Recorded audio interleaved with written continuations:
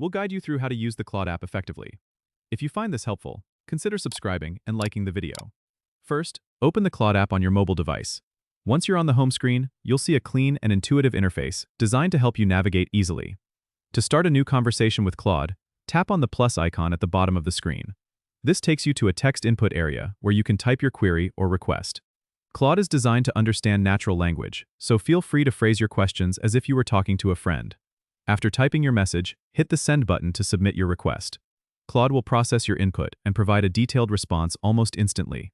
You'll notice that the conversation flow is smooth, making it easy to keep track of your queries and Claude's answers.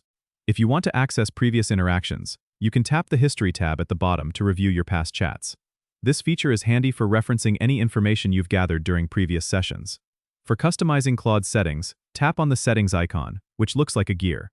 Here, you can adjust preferences, such as notification settings or theme options, to tailor your experience.